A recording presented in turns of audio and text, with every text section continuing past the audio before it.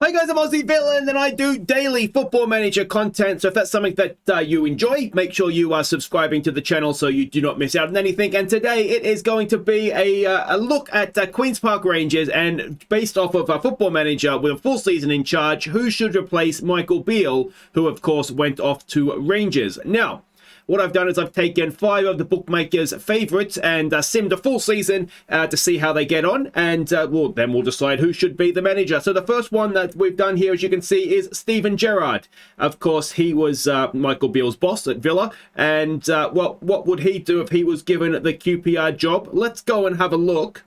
So first things first, let's look at the league. That is where jobs are won and lost, isn't it? So 8th place for Steven Gerrard, 71 points outside of the playoffs and another season in the championship.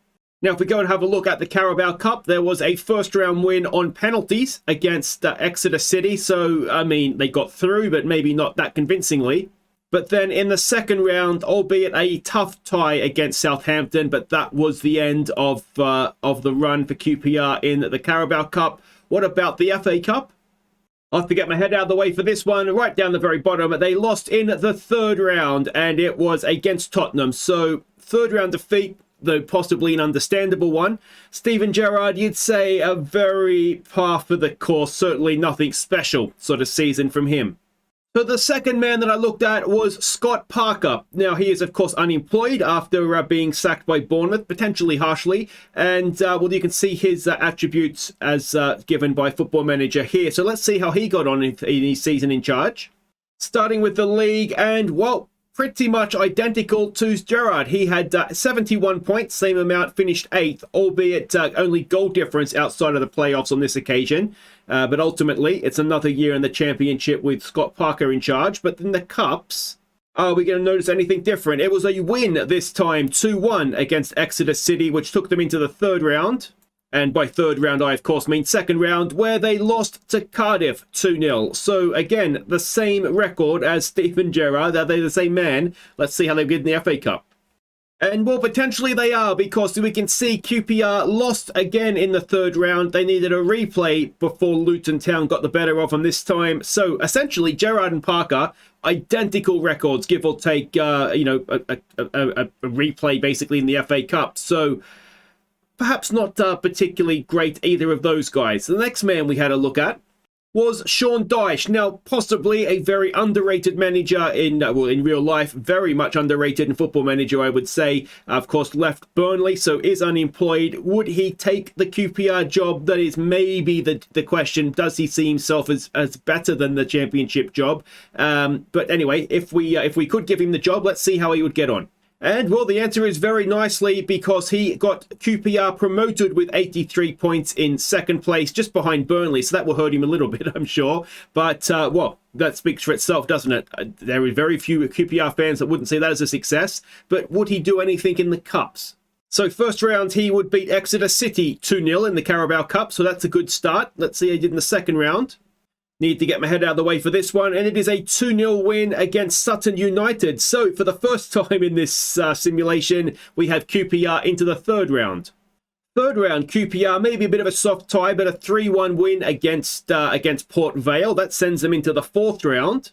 Fourth round, a penalty victory over Birmingham City. That's a very good one for me, being an Aston Villa fan. So, on they go into the last 8, where they lost on penalties. They held Spurs, lost on penalties though, so very, very unlucky, but a very good run as well in the Carabao Cup. Could he back that up now in the FA Cup? Again, I need to get my head out of the way, because it's a 2-1 win against Colchester at home in the FA Cup third round, sending them through to the fourth round. Fourth round, it took a replay, but 4-0 over Preston, so they go on to the fifth round. And the fifth round, it is an extra time defeat away to Arsenal. This Sean Dyche side is a very, very decent football team, aren't they? So, well, I think it's Sean Dyche by an absolute mile so far. Let's have a look at the next man. And that man is Chris Wilder. Now, recently sacked by Middlesbrough after being, I think he was sacked at Sheffield United in the end, wasn't he? It was maybe one of those mutual decision kind of things. So, let's go and see how he would get on as QPR boss. So, 5th in the league with 74 points. So that is doing better than Gerrard and Parker, but not quite as good as as Dyche, though he was only 3 points away from achieving automatic promotion. So they went into the playoffs, and as we can see, lost the playoff final 1-0 to Blackburn. So a decent season by Chris Wilder, you would say. Certainly not disappointing. Well, it's disappointing, but you know what I mean. He's done fine. You'd say he's not going to get sacked for that, is he? But how did he do in the Cups? The Carabao Cup. He got the win over Exeter City in the first round, 2-1. Second round, faced Southampton and lost 2-0. So a tough draw, but a second round knockout nonetheless. So that just matches Parker and Gerrard. And the FA Cup, it is a home tie against Bournemouth. In the end, they lose the replay 2-1 in extra time. So a third round knockout. So in the Cups, just as disappointing as Gerrard and Parker. And well, disappointing in another way in the league, because a playoff final loss is obviously hugely disappointing for QPR fans. The final man to look at here, and certainly at the time of recording, the overwhelming bookies' favourite to get the job, Neil Critchley. Now another one of Steven Gerrard's ex-backroom staff. He would have worked, therefore, with Michael Beale as well. But let's see, moving up from assistant manager to manager, what he would do.